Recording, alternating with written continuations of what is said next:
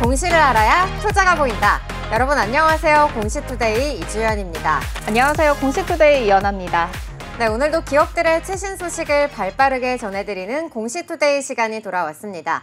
흥미진진한 공시 이야기와 함께 재밌고 유익한 정보들 가득 담아왔으니까요. 끝까지 집중해보시면 좋겠습니다. 네, 또 새로운 소식과 함께 경제 트렌드 쏙쏙 뽑아 알려드릴 테니까요. 채널 고정해주시기 바랍니다. 본 방송에서 제공하는 정보는 투자 판단에 대한 조언일 뿐 주식의 가치와 상승, 하락에 대해서는 보장하지 않습니다. 그럼 공시투데이 공투 지금 시작합니다.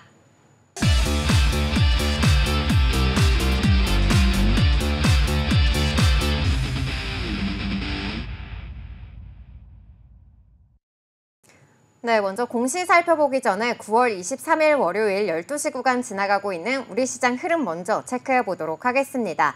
네, 우리 시장 흐름 짚어보기 전에 미증시부터 간략하게 짚어보려고 하는데요. 미증시 3대 지수는 이 선물 옵션 동시 만기일에 따라서 변동성을 보이면서 혼조세로 마감을 했습니다.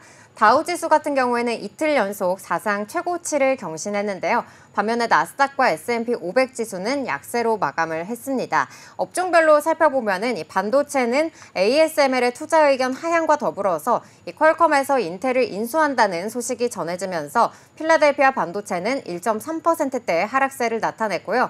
자동차 섹터 같은 경우에는 이 미국에서 자동차 판매가 13% 급감을 하는 등 이 수요 부진 영향에 따라서 약세를 보였습니다.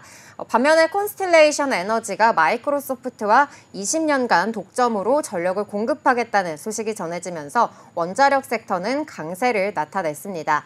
이로 인해서 시총 상위주들도 혼조세를 나타냈는데요. 테슬라 같은 경우에는 2%대 그리고 엔비디아는 1%대의 하락세를 보였습니다. 아마존과 알파벳은 반대로 1%대에 가까운 오름세를 나타냈습니다. 이번 주 우리 시장의 가장 중요한 일정이라고 한다면은 현지 시간 25일 발표될 이 반도체의 풍향계로 불리는 마이크론의 실적 발표가 있을 예정인데요. 이 실적 발표에 따라서 업황 불안을 어느 정도 불식시킬 수 있을지 주목이 되고 있으니까요. 이러한 일정들도 함께 체크해 보시면 좋겠습니다. 그럼 우리 코스피 지수부터 살펴보도록 하겠습니다. 네, 먼저 코스피 지수 오늘 상승 출발 후에 하락하기는 했지만 빠르게 회복하면서 다시 플러스권에서 움직임 보이고 있습니다. 5거래일 연속 상승하면서 현재 구간에서는 0.18% 오른 2,598선 지나가고 있습니다. 다음으로 수급도 살펴보도록 하겠습니다. 네, 오늘 외국인 4거래일 연속 물량을 덜어내면서 4,680억 원 팔아내고 있고요. 반면에 기관은 6거래일 연속 매수 우위를 보이고 있습니다. 오늘 금융투자 중심의 매수세를 보이면서 현재 1,727억 원 물량 담아내고 있습니다. 다음으로는 시총 상위주 흐름도 살펴보도록 하겠습니다. 네, 먼저 삼성전자, TSMC와 손잡고 이 아랍에미리트의 반도체 공장을 건설하겠다라는 소식이 전해졌는데요. 계속해서 증권가에서는 좀 줄줄이 목표 주가를 하향하는 모습 나타나고 있습니다. 오늘 아침에도 유안타 증권에서 목표 주가를 9만 원으로 하향하는 리포트가 발간되기도 했는데요. 삼성전자 4거래일 연속 하락하면서 현재는 0.48% 하락한 채 움직이고 있습니다. 반대로 SK 하이닉스 같은 경우에는 이 금감원에서 모건 스탠리의 이 SK 하이닉스 대량 매도 의혹 조사에 들어간 가운데 오늘 외국인과 기관의 동반 매수세가 들어온 모습입니다. 이로 인해서 3% 가까운 상승세를 보이면서 오늘 16만 1,000원 선에서 움직이고 있습니다. 마지막으로 삼성 바이오로직스 장중에 109만 6천 원을 터치하면서 연일 역대 최고가를 기록하기도 했는데요. 현재는 2.26% 상승하면서 108만 원 선에서 움직이고 있습니다.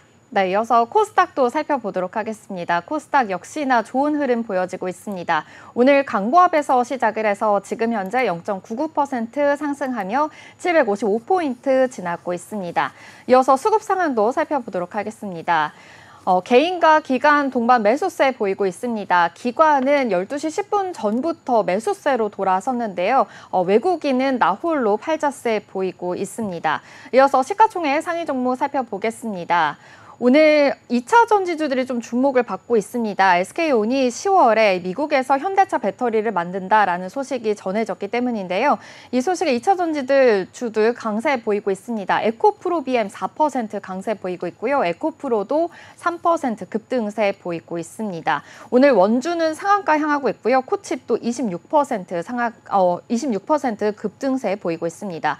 오늘 HLB가 FDA 해고가에 좀 도전한다라는 소식에 HLB 그룹주도 일제히 빨간불 켜고 있습니다. HLB 1.9% 상승세 보이고 있습니다. 오늘 리가켄바이오도 지금 5위로 올라섰는데요. 지금 소폭 상승하면서 5위 지켜내주고 있습니다. 오늘 아이언 디바이스가 코스닥 시장에 상장을 했습니다. 지금 현재 공모가 대비해서 126% 오르면서 좋은 흐름 보이고 있습니다. 지금까지 이 시장 상황 살펴봤습니다. 네, 그럼 저희는 이어서 유가증권 시장에 올라온 공시부터 살펴보도록 하겠습니다. 방산주들 8월 들어서 좀 주가가 조정을 받는 가운데 이 LIG 넥스원 같은 경우에는 특히나 하락폭이 더욱더 컸습니다. 하지만 이 최근 한 달간에는 주가가 8.37% 상승을 하면서 같은 기간 코스피가 8.38% 하락하는 와중에 선방하는 모습을 보였는데요. 이런 가운데 LIG 넥스원이 지난 20일 대규모 수주 공시를 발표하면서 특징주로 부각받기도 했습니다. 이번 공시로 인해서 다시 한번 방산주의 훈풍을 불어넣을 수 있을지 지켜보시면 좋을 것 같고요. 그럼 공시 먼저 살펴보시고 관련한 이슈들 짚어보도록 하겠습니다. LIG 넥스원은 지난 20일 이라크 국방부와 3조 7,135억 원 규모의 천궁투 수출 계약을 체결했다고 공시했습니다. 계약 규모는 3조 7,134억 9천만 원으로 최근 매출액 대비 160.86%에 해당되는데요. 이는 지난해 LIG 넥스원 전체 매출액의 1.6배에 달한다고 합니다. 네, 이번 수출 계약 굉장히 큰 규모의 또 계약임을 또 알려주셨는데요. 천궁2의 경쟁력을 좀 한층 더 입증하는 그런 계기가 될 것 같습니다. 이 천궁2가 어떤 무기인지 어떤 특징이 있는지도 좀 궁금한데요. 네, 천궁2는요, 이 중거리 그리고 중고도 지대공 요격 체계로서 이 고도 40km 이하로 날아오는 탄도미사일과 항공기 등 다양한 공중 위협에 대응할 수 있도록 설계된 무기라고 할 수가 있습니다. 위력 증강형 탄두를 탑재해서 적 미사일에 직접 충돌해서 파괴를 하고요. 요격 미사일을 발사대 위로 10m 이상 튀어오르게 한 뒤에 로켓을 점화하는 콜드론칭 및 종말 단계에서 이 요격 미사일의 위치를 신속하게 변경하는 측추력 기술이 적용됐습니다. 이 천궁2는 국내 기술로 개발이 됐는데요. 국방과학연구소가 2012년부터 설계와 개발을 주도했고요. LIG 넥스원이 제작을 맡았습니다. 미사일과 통합체계는 LIG 넥스원, 그리고 레이더는 한화시스템, 또 발사대와 차량은 한화에어로스페이스가 각각 생산을 하고 있는데요. 이 천궁2의 포대는 8개 발사관을 탑재한 발사대 차량 4대와 또 다기능 레이더 그리고 교전 통제소 등을 갖추고 있습니다. 이로 인해서 다표적을 동시에 요격할 수가 있어서 북한 탄도미사일에 대응하는 한국형 미사일 방어체계의 핵심 무기로 꼽히고 있습니다. 특히 전방 날개 조종형 설계로 인해서 빠른 반응 시간을 확보했고요. 또 이번 여러 번의 좀 요격 시험에서 100%의 명중률을 기록한 이러한 우수한 성능을 자랑하고 있습니다. 또 2018년부터 양산을 시작해서 2020년 11월 초도 물량이 우리 군에 인도됐습니다. 천궁2는 이 세계적으로 좀 일부 국가만 개발에 성공을 한 첨단 요격 체계라는 점에서 뛰어난 경쟁력을 갖추고 있다고 볼 수가 있겠는데요. 천궁2는 지난 2022년 이 아랍에미리트에 처음 수출된 데 이어서 올해 2월에는 사우디에 수출되면서 이 세계 방공 시장에서 기술력과 그리고 신뢰성을 인정받았습니다. 네, 이렇게 천궁2 미사일에 직접 충돌해서 파괴하는 그런 무기다라는 것을 알 수 있었는데요. 이번 수출이 또 중동과의 계약이 있는 것만큼 의미도 좀 남다를 것 같습니다. 한국 방산업계에서는 어떤 의미를 좀 갖게 되는 걸까요? 네, 이번 계약은 또 아랍에미리트 그리고 사우디아라비아에 이어서 이 세 번째 조 단위의 대형 수출 계약이라는 점에서 의미가 있는데요. 사실 이 천궁2의 이라크 수출은 앞선 지난 3월 이라크 국방장관이 방한을 해서 천궁2를 생산하는 LIG 넥스원 등 방산업체 관계자들을 만난 사실이 알려지면서 그 가능성이 좀 직접적으로 거론되기 시작했습니다. 이번 이라크와의 3조 7천억 원 규모의 계약은 해외 선진국들이 점유하던 중동 방산 시장에서 한국의 기술력과 또 글로벌 경쟁력을 입증받았다고 볼 수가 있겠습니다. 또 향후에 다른 첨단 무기 체계 수출 가능성을 높이는 계기가 될 수가 있고요. 또 K방산의 위상을 한층 높이는 계약이라는 점에서도 의미가 있습니다. 또 이번 계기로 천궁2는 이 K9과 또 K2 그리고 천무, FA50 등과 함께 이 K방산 베스트셀러로 등극할 것이라는 전망도 나오고 있습니다. 네, LIG 넥스원 이렇게 해외 무대에서 좀 경쟁력을 입증을 했는데요. 아무래도 정말 K방산의 위상을 좀 드높이는 그런 계약인 것 같습니다. LIG 넥스원의 이 해외 방산 시장에 대한 전략은 또 어떻게 될까요? 네, LIG 넥스원은 이 지속적인 성장은 이 해외 수출 확대에 있다는 비전을 가지고 나서 이 적극적인 좀 해외 시장을 개척하기 위한 노력을 이어나갔습니다. 2006년에 국산 무전기 수출을 시작으로 해서 미국이나 콜롬비아 그리고 인도네시아 등 여러 나라의 현지 사무소를 개설하면서 현지 시장을 개척해 왔는데요. 특히나 이 중남미와 중동 국가에 다양한 유도 무기를 수출하면서 성공을 거뒀고요. 이라크 수출을 통해서 아랍에미리트와 또 사우디아라비아에 이어서 이 주요 중동 국가의 한국 방공망 시스템을 구축하는 데 성공했다는 평가를 받고 있습니다. 네, 또 LIG 넥스원 지난 11일에는 이 정찰용 무인 수상 정책의 이 개발 사업에 우선 협상 대상자로 선정이 되면서 주가가 9%도 급등하기도 했었거든요. 오늘도 좀 소폭 상승하는 흐름 보여지고 있는데요. 이 사업이 좀 어떤 사업이고 LIG 넥스원에게 좀 어떠한 영향을 미치게 되는지도 좀 궁금합니다. 네, 이 사업은요, 이 해군 전진기지 및 주요 항만에 대한 감시 정찰, 그리고 신속한 현장 대응 능력을 보강하기 위해서 무인 수상정을 실전 배치하는 그러한 사업인데요. 첫 번째 단계인 이번 사업은요, 이 선체 길이 12m급 무인 수상정 2척을 2027년까지 개발하는 것을 목표로 하고 있고요. 총 사업비는 약 419억 원입니다. LIG 넥스원은 2015년부터 이 무인 수상정인 해검 시리즈를 개발해 왔고요. 이 소형 무인 수상정에 탑재 가능한 2.75인치 유도 로켓 발사대를 자체적으로 개발해서 이 해검 시리즈에서 테스트를 완료했습니다. 무인 수상정 개발이 완료가 되면은 한국군 실전 운용을 통해서 이 국제사회에서 기술력을 인정받아서 K방산의 이 새로운 수출 상품이 될 것으로 기대되고 있습니다. LIG 넥스원은 이 무인 수상정의 작전 반경 확장을 위해서 저궤도 상용 위성까지 연동이 가능한 기술도 개발할 계획이라고 밝히기도 했습니다. 아울러서 이 정부에서는 국방 관련 R&D 예산을 늘렸는데요. 이 정부는 내년도 국방 분야 이 주요 R&D에 3조 1천억 원을 편성했고요. 특히나 이 수출 유망 무기 체계 연구 개발에 올해 대비 245.9% 늘어난 2,813억 원을 투자할 계획이라고 밝히기도 했습니다. 네, 여기까지 LIG 넥스원의 공시 살펴봤습니다. 네, 그럼 다음 코스피 기업 알아보겠습니다. 먼저 요즘 시장을 주도하고 있는 섹터가 바로 바이오주다라고 할 수 있겠는데요. 삼성 바이오로직스도 이제 황제주로 좀 등극을 하면서 오늘도 좋은 흐름 이어지고 있고요. 또 알테오젠과 셀트리온도 오늘 강한 흐름 이어지고 있습니다. 이처럼 이제 그 바이오주 쪽으로도 많은 투심이 쏠리고 있는 가운데 유한양행의 소식 기대하시는 분들 많으실 것 같은데요. 오늘 코스피 기업 유한양행에 대해서 알아보겠습니다.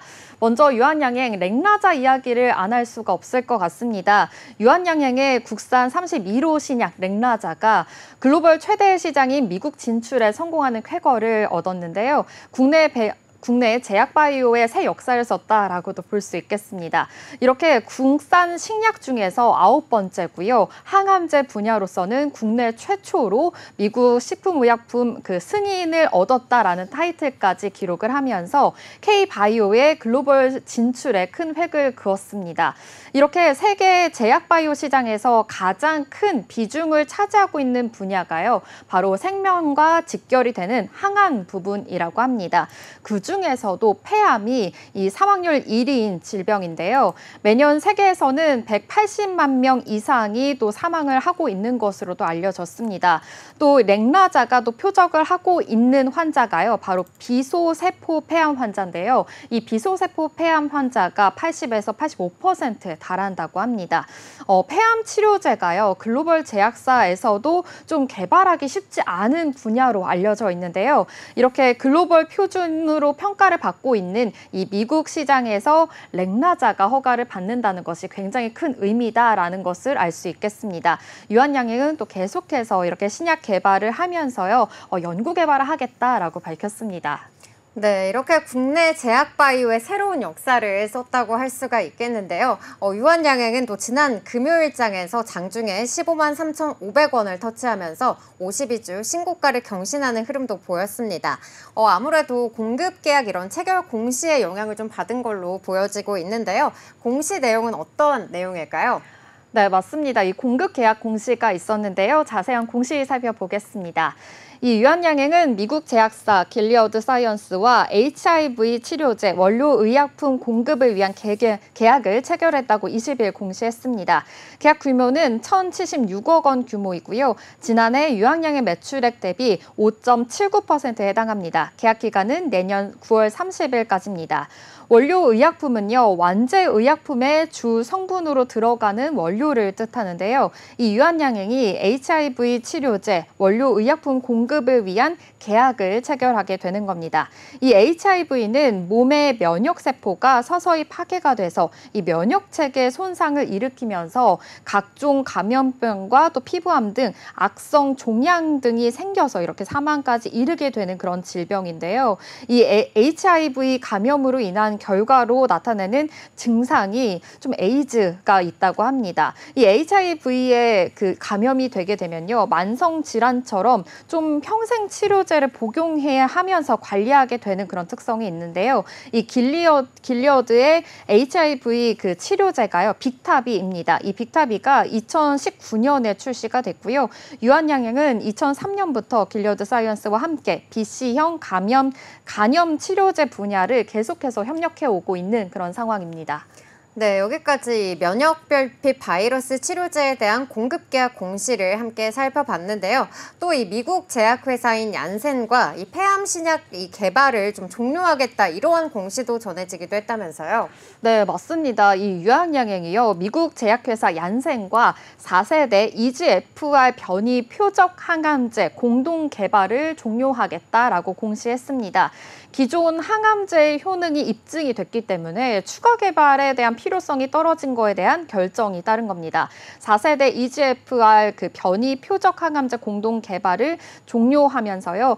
회사는 계약 종권을 좀 정정 고시를 한 건데요. 계약 금액도 이로써 좀 줄게 됐습니다. 지난 2018년에 당시 얀센과 맺은 기술 이전 계약 조건에서 유한양행이 단계별로 받을 수 있는 이 마일스톤 기술료라고 하죠. 이 기술료의 규모가요, 12억 500만 달러였는데요. 이보다 3억 500만 달러 줄어들어서 9억 달러가 됐습니다.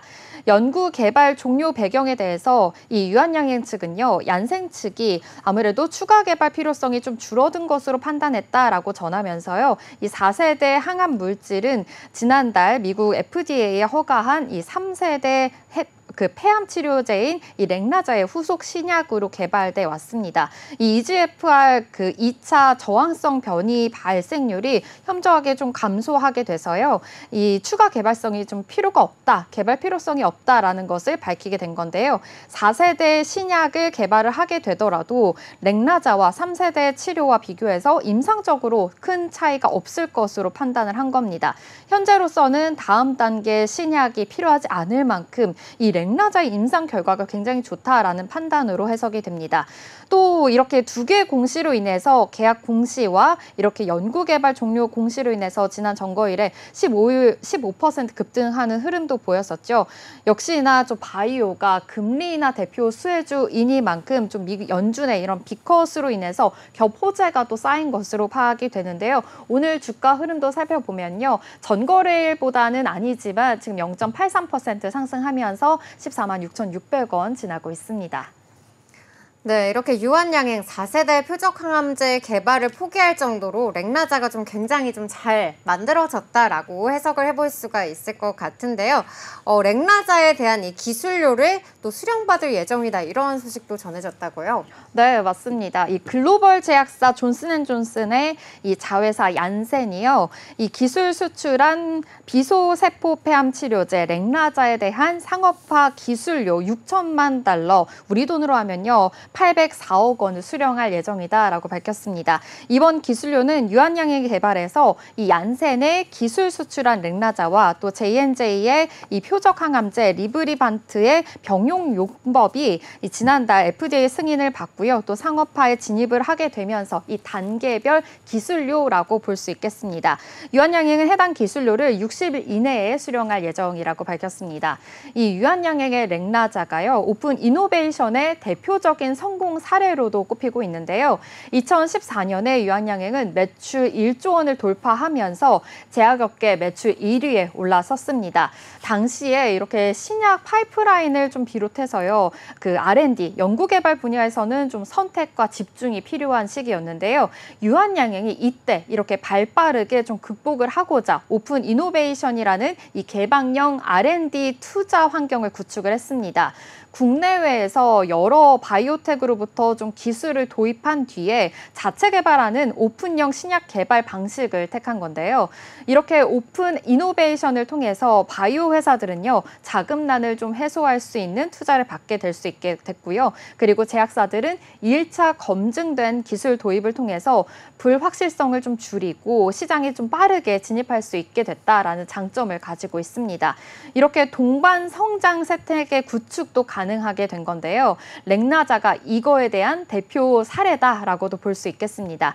J&J로부터 아무래도 유한양행이 수령하는 마일스톤 그리고 판매 로열티는 기술을 도입한 원 개발사인 오스코텍과 이익을 나누면서 상생하는 구조로 갖게 됩니다. 네, 이렇게 유한양행이 렉나자의 상업화 기술료 또 6천만 달러를 수령할 예정이다라는 소식까지 저희가 살펴봤는데요. 계속해서 호재들이 겹겹이 쌓여가고 있는 모습입니다. 이로 인해서 유한양행은 하반기에만 주가가 90%나 또 상승했다, 이러한 소식도 전해지기도 했는데요. 또 이 제2의 렉나자를 탄생시키기 위해서 개발에 나서고 있다는 모습 또 전해지기도 했습니다. 어떠한 내용일까요? 네, 맞습니다. 유한양행이요, 제2의 렉나자 탄생을 위해서 지금 박차를 가하고 있습니다.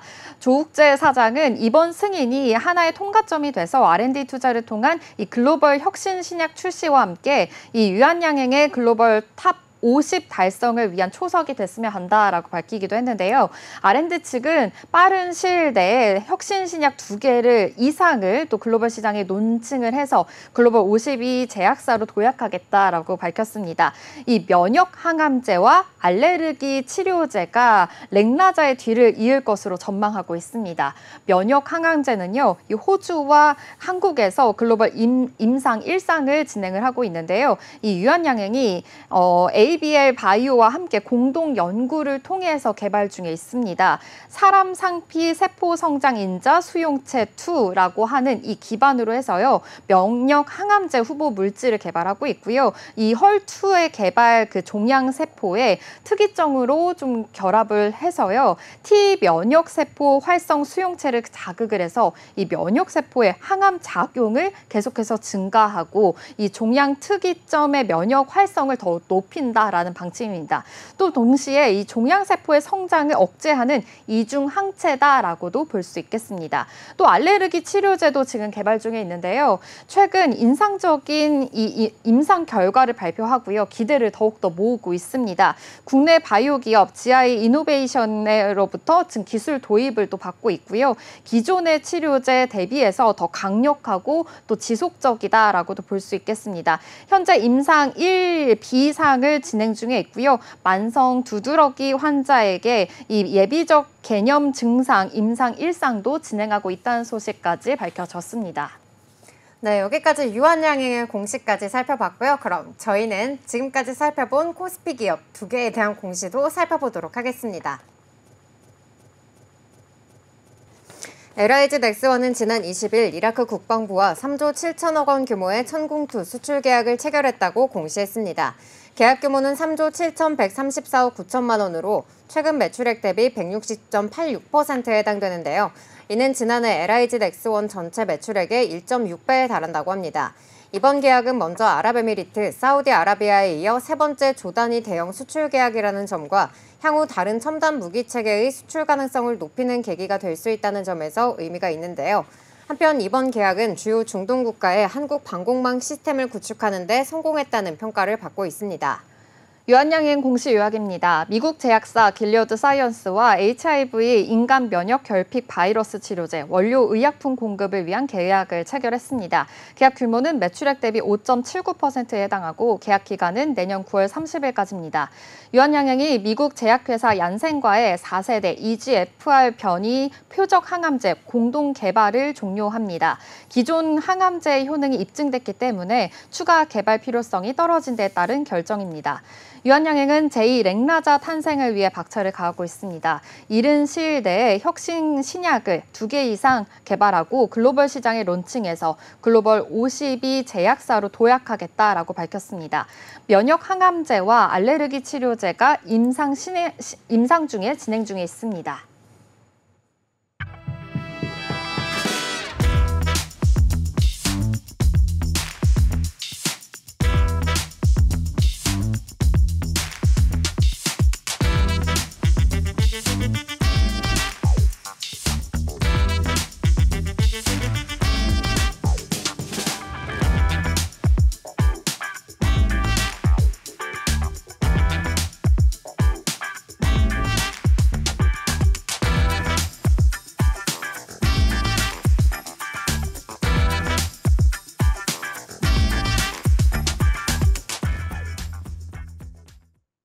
네, 그럼 저희는 이어서 코스닥 시장에 올라온 공시도 살펴보도록 하겠습니다. 최근에는 이 경영권 분쟁이 한 테마로 자리를 잡을 만큼 주가에도 굉장히 큰 영향을 미치고 있습니다. 하지만 종목별로 주가는 조금 엇갈린 모습들이 나타나고 있는데요. 이 금융투자 업계에 따르면은 이 경영권 분쟁 과정에서 추가 지분을 확보하는 상황이 연출됐는지 여부가 이 주가 상승을 가르는 요인으로 분석하고 있습니다. 이러한 경영권 분쟁으로 인해서 FN가이드도 지난주 2거래일 연속 상한가를 기록했고요. 오늘 장에서도 상한가 진입에 성공한 모습 나타나고 있습니다.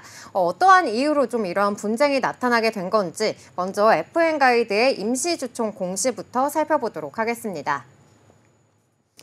금융정보업체 FN가이드가 오는 10월 31일 오전 10시에 임시 주주총회를 개최한다고 공시했습니다.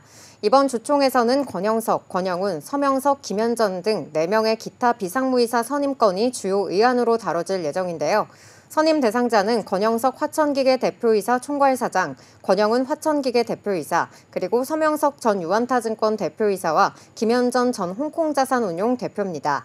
특히 이번 주총에서의 의결은 출석한 주주의 의결권 4분의 1 이상과 발행 주식 총수의 4분의 1 이상의 찬성이 필요하며 상기 후보자들 중 다득표 순으로 2명이 선출될 예정입니다. FN가이드는 이미 지난 9월 20일 이사회 결정을 통해 이번 임시주총 소집을 확정했으며 주주 및 기관 투자자들의 선택에 따라 향후 경영권의 향방이 결정될 걸로 전망되고 있습니다. 네, 이렇게 FN가이드와 화천그룹의 경영권 분쟁에 좀 맞서기 위해서 이렇게 주총이 벌어지게 되는 건데요. 경영권 분쟁이 좀 일어나는 원인부터 왜 일어나는지 좀 짚어봐야 될 것 같습니다.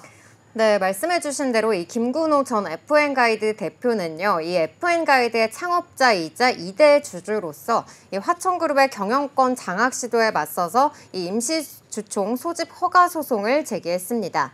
김 전 대표는 본인을 임시주총 의장으로 선임을 하고요. 서명석 전 유한타증권 대표와 김현전 동양생명 부사장을 신규 이사로 선임하려는 계획을 발표하면서 이 화천그룹의 이사회 장악을 저지하려는 의도를 분명하게 하고 있습니다. 이번 경영권 분쟁은 이 화천그룹의 경영 참여 확대 시도와 그리고 김근호 전 대표의 이 기업 가치 보호를 위한 경영권 재확보 확보에 대한 그러한 의지가 충돌하면서 발생을 하게 된 건데요. 우선 FN가이드와 그리고 화천그룹의 관계를 살펴보면 이 사태에 대해서 조금 더 잘 이해를 할 수가 있을 것 같습니다. 삼성증권 애널리스트 출신인 이 김군호 전 FN가이드 대표는요, 2000년 당시에 이 FN가이드를 사내 벤처로 출범을 시킨 뒤에 2005년에 이 화천그룹을 재무적 투자자로 확보를 해서 독립했습니다. 이후 2018년에 경쟁사였던 YGFN을 흡수합병하면서 국내 독보적인 금융정보업체가 된 건데요. 2020년 이 코스닥 시장에 상장에 성공을 하면서 맨땅의 헤딩 수준으로 이렇게 셀러리맨의 신화가 됐던 그러한 김 전 대표였지만은 어려운 시절에 좀 화천기계로부터 투자를 받았던 것이 화근이 됐다고 볼 수가 있겠습니다. 20여 년 동안 이 재무적 투자자로 지냈던 화천그룹이 지난해부터 경영권을 압박하기 시작한 건데요.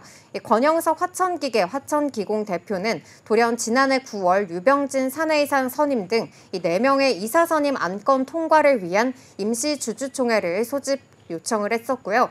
이 같은 해 10월에 결국에는 이 사실상 창업자인 김군호 대표가 물러나게 되면서 이 기존 각자 대표 체제에서 이철순 단독 대표 체제로 운영이 됐습니다. 이에 대해서 김 전 대표는 이 지난해 화천그룹에 의해 회사에서 나오게 됐을 때도 이 혹여 불필요한 갈등이 생길 수가 있어서 조용하게 좀 대표 이사 자리에서 물러났다고 밝히기도 했는데요. 이 당시에 자본시장 전문가인 이철순 전 YGFN 대표이사에게 단독 대표이사를 맡기고 나왔는데 이번에는 또다시 화천그룹이 이철순 대표를 몰아내려고 있는 상황이다라고 설명을 했습니다. 한동안 이 수면 아래로 가라앉았던 경영권 분쟁은 지난 2일에 이 화천그룹 3세인 권영훈 화천기계 공동대표가 본인과 그리고 권영석 대표를 FN가이드의 이사로 선임하려는 안건의 임시 주주총회 소집을 허가를 법원에 신청을 하게 되면서 재점화가 이루어지게 된 겁니다. 네, 이렇게 화천그룹이 경영권을 좀 장악하게 되면 FN가이드의 회사 가치는 좀 훼손될 것이다라고 전망을 하고 있는데요. FN가이드의 미래 가치에 좀 어떠한 영향을 줄 건지도 좀 궁금합니다. 네, 이 김군호 FN가이드 전 대표는요, 이 화천그룹이 이사회에 진입을 하게 될 경우에는 이 FN가이드의 공익적 가치가 훼손될 것을 우려하고 있습니다. FN가이드는 국내에서 리서치 리포트 그리고 주가, 재무, 채권 등 이러한 자본시장 금융 데이터를 실시간으로 취급하는 이 독점 금융정보 업체인데요.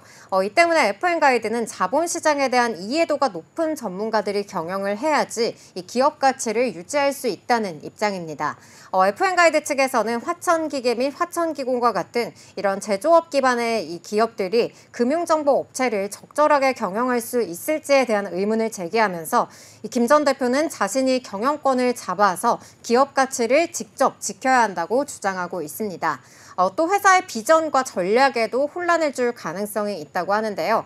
FN가이드는 최근 기업 가치 제고 계획을 발표하면서 향후 5년 내 자기 자본 이익률 18%, 그리고 연평균 매출 성장률은 15%, 또 최소 배당 설정 등의 목표를 제시한 바가 있습니다.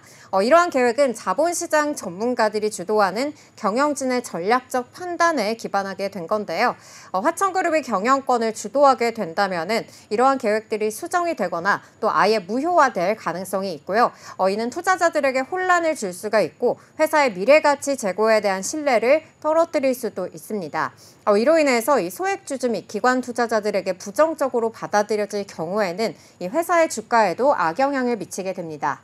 네, 화천그룹이 아무래도 제조업 기반의 기업이다 보니까 좀 이렇게 자본시장의 이해도가 낮지 않을까라는 우려 때문에 투자자들이 지금 불안을 한 그런 상황인 것 같은데요. 그렇다면 이게 시장에서는 화천그룹과 FN가이드의 경영권 분쟁에 대해서 좀 어떻게 바라보고 있는지도 궁금합니다. 네, 화천그룹과 이 김군호 전 대표 간의 경영권 분쟁은 이 지분 구조와 그리고 표심 싸움이 핵심인데요. FN가이드는 이 소액주주들이 전체 지분의 30%를 보유하고 있고요. 이외에도 일부 이 기관 투자자가 잔여 지분을 갖고 있습니다. 소액주주와 그리고 기관 투자자들은 이 양측의 경영 비전을 평가하게 되고요. 자신의 투자 수익을 극대화할 수 있는 쪽에 표를 던질 가능성이 높습니다. 화천그룹은 FN가이드의 최대 주주로서 이 화천기공 7.81%와 화천기계 4.83%를 통해서 이 총 12.64%의 지분을 직접적으로 보유하고 있습니다. 여기에 더해서 이 권영열, 화천그룹 회장 등 특수 관계인을 포함하면은 약 32% 안팎의 지분을 보유하고 있고요. 반면에 김건호 전 대표는 개인적으로 11.33%의 지분을 보유하고 있는데요. 김 전 대표는 현 FN가이드 대표인 이철순과 그리고 MT홀딩스와의 의결권 공동행사 합의를 통해서 지분율을 21.53%까지 늘렸습니다.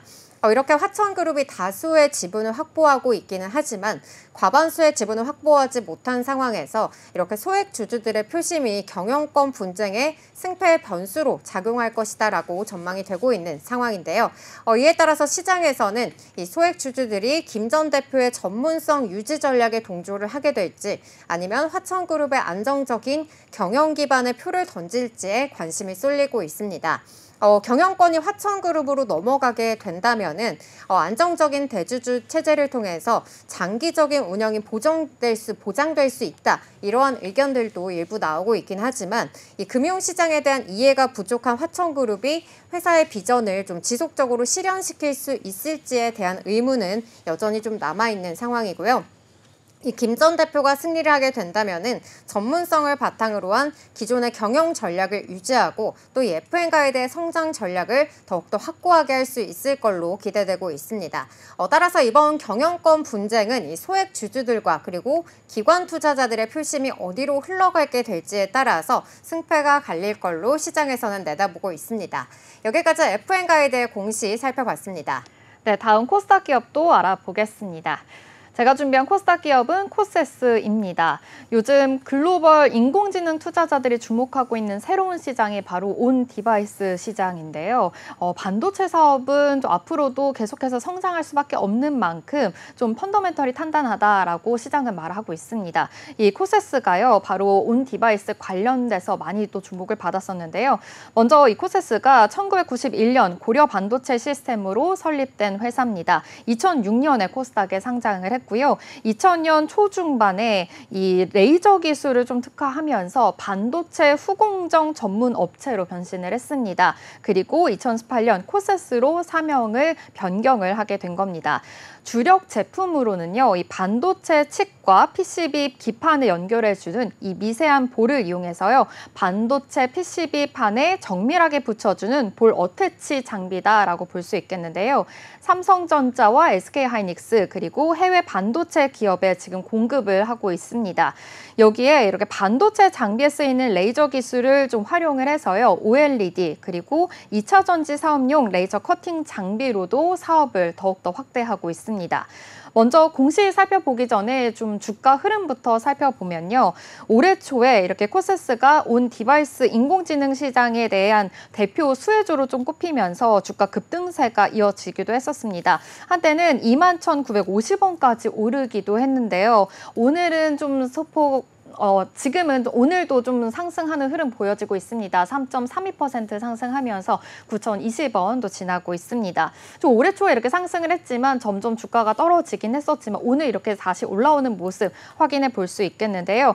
이렇게 온 디바이스 AI 열풍이 좀 수혜로 받으면서 계속해서 좀 주목을 받고 있습니다. 이 온 디바이스 AI가 무엇인가 하고 보니까요. 서버나 클라우드에 연결할 필요 없이요. 모바일 기기 자체로도 정보를 처리할 수 있다는 것에 의미가 큽니다. 그러기 위해서는 각종 이 모바일 디바이스에 반도체가 장착이 되면서 반도체 패키징 모양이 이 곡선으로 변화됨에 따라서 이 정교한 레이저 커팅의 기술이 좀 필요해졌다라고도 볼 수 있겠는데요. 증권가에서는 이 중화권 고객이 이 레이저 장비 수요가 또 증가하고 있고 2차 전지 분야의 공급 확대가 되면서 이 코세스는 올해와 내년에 사상 최대 실적을 기록할 것이다라고 전망하고 있습니다. 네, 이 온디바이스 A 열풍으로 인해서 좀 올해 초에 많은 관심을 받았었는데요.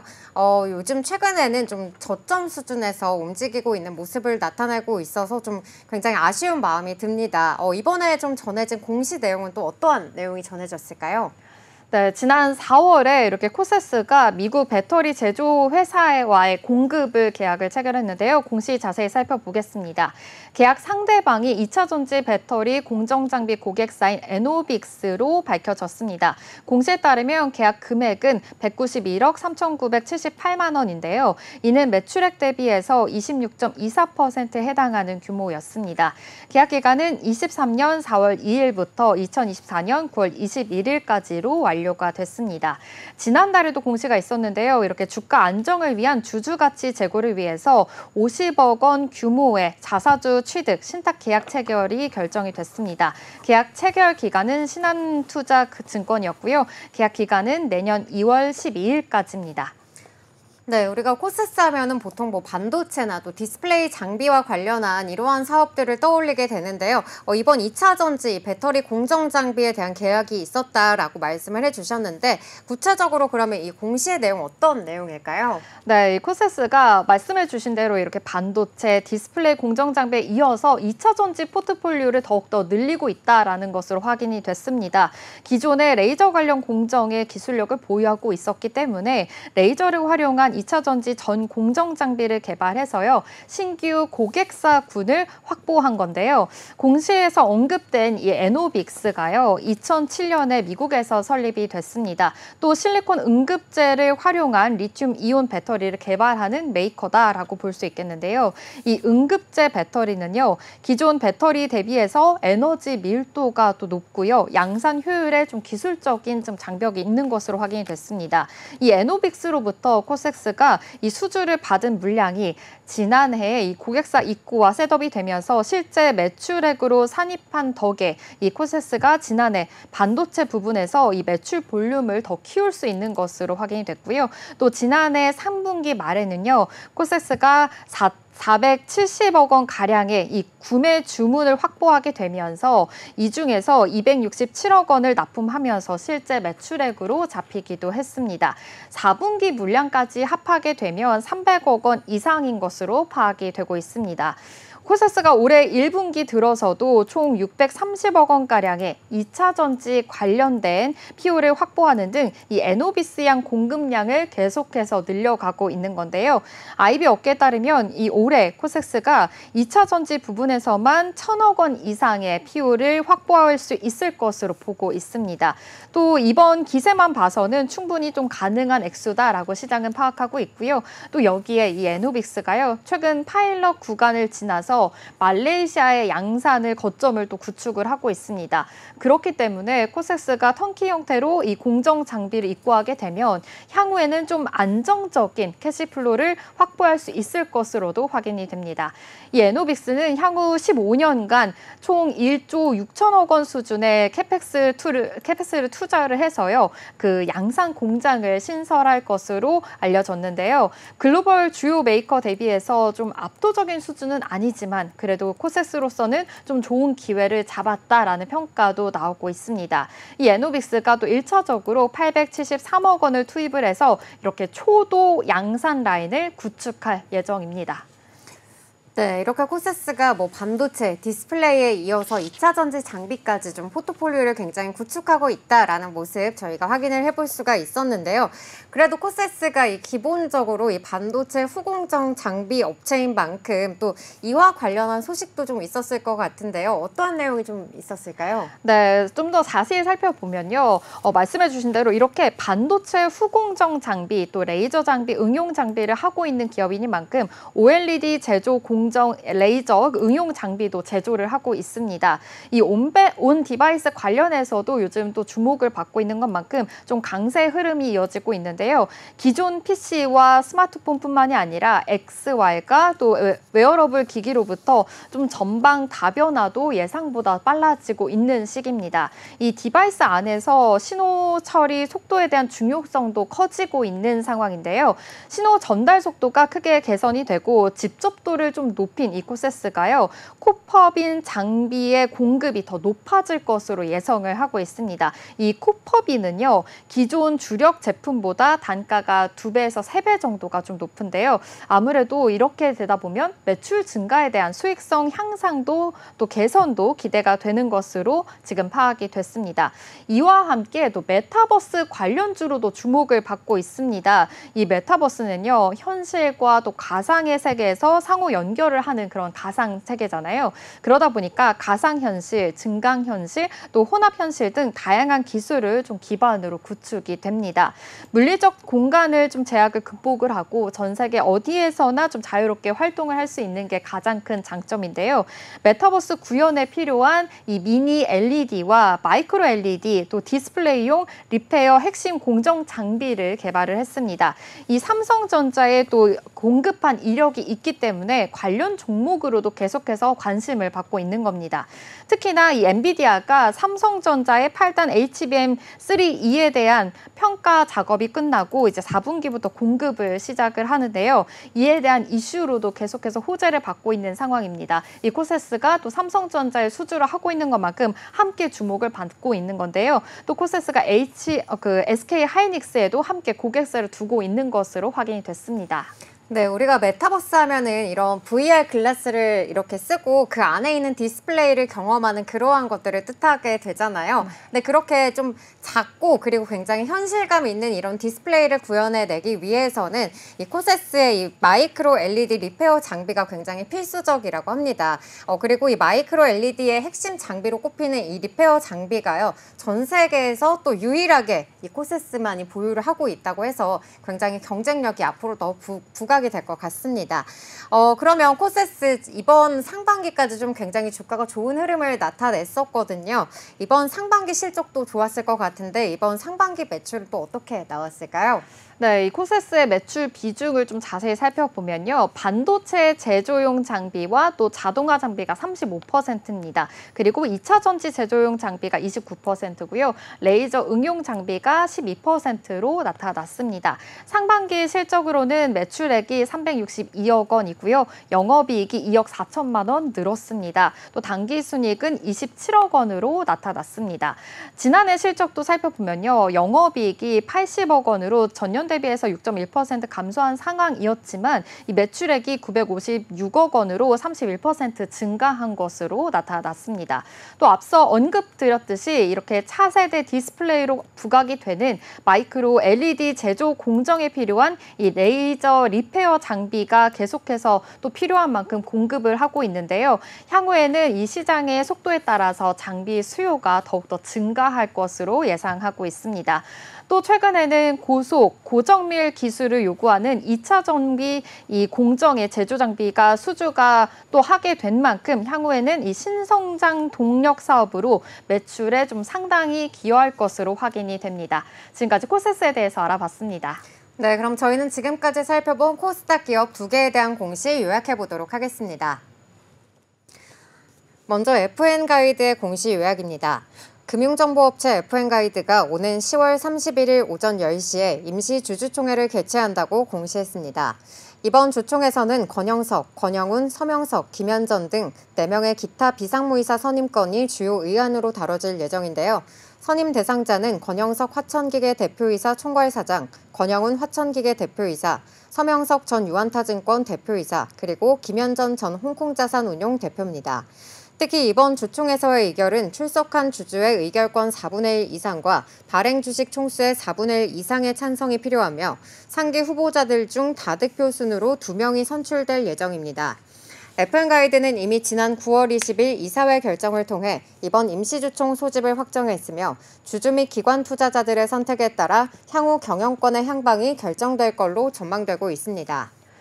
코세스 공시 요약입니다. 작년 4월에 코세스가 북미 배터리 제조회사와의 공급 계약이 있었습니다. 계약 상대방이 2차 전지 배터리 공정 장비 고객사인 에노빅스로 밝혀졌습니다.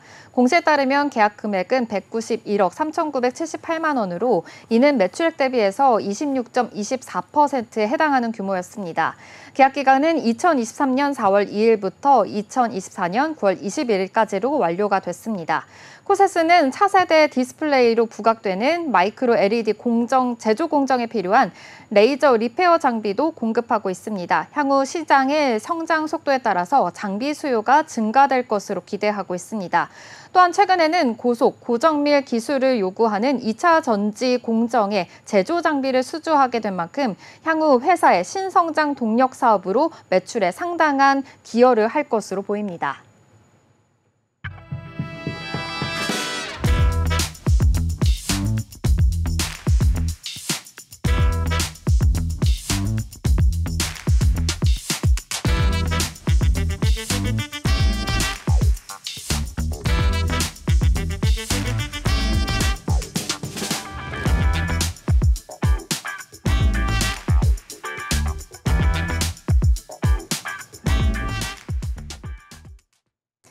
네, 오늘 준비한 공시투데이는 여기까지입니다. 오늘 전해드린 기업 공시와 소식들 여러분의 투자에 많은 도움이 되셨으면 좋겠고요. 내일은 더욱더 알찬 내용으로 찾아뵙도록 하겠습니다. 네, 공시투데이 다시 보기는 네이버 유튜브 채널을 통해 가능합니다. 본 방송에서 제공하는 정보는 투자 판단에 대한 조언일 뿐 주식의 가치와 상승, 하락에 대해서는 보장하지 않습니다.